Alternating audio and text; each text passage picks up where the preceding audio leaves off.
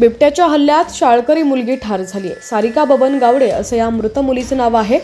शाहूवाडी तालुक्यातील शित्तूर वारुणपैकी तळीचा वाडा इथं ही दुर्दैवी घटना घडली आहे। सारिका आपल्या चुलतीसोबत शेजारीच शेळी चारण्यासाठी गेली होती। त्याच दरम्यान घरापासून 200 मीटर अंतरावर असणाऱ्या मंदिराजवळ दाट गवताच्या झुडपात दबा धरून बसलेल्या बिबट्यानं सारिकावरती हल्ला केला। यावेळी चुलतीनं आरडाओरडा केल्यावर बिबट्या पळून गेला। मात्र पुढे काय झालं पाहूयात।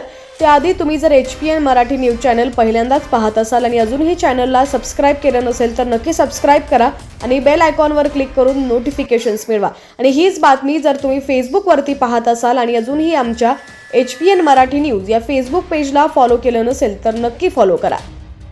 तर यावेळी सारिकाच्या चुलतीनं आरडाओरडा केल्यानंतर बिबट्या तिथून पळून गेला। मात्र सारिकाचा जागेवरच मृत्यू झाला असून सदर घटनेची नोंद शाहूवाडी पोलीस ठाणे व वनविभाग मलकापूर इथं झालेली आहे।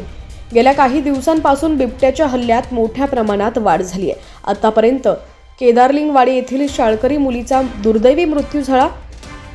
उखळू येथील शाळकरी मुलावर देखील हल्ला झालाय। कदमवाडी इथं एकावर प्राणघातक हल्ला तर 20 पेक्षा जास्त गायी, म्हैस, 50 शेळ्या, कुत्री ही बिबट्यानं ठार केलेली आहेत। वन विभागानं तातडीनं बिबट्याचा बंदोबस्त करावा अशी मागणी ग्रामस्थांनी केलेली आहे। मात्र या घटनेनं संपूर्ण परिसरातून हळहळ व्यक्त केली जाते।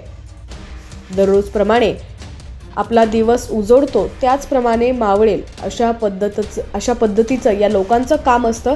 मात्र सारिका अशा पद्धतीनं घरातून जाईल याची अपेक्षा कुणीही केली नव्हती।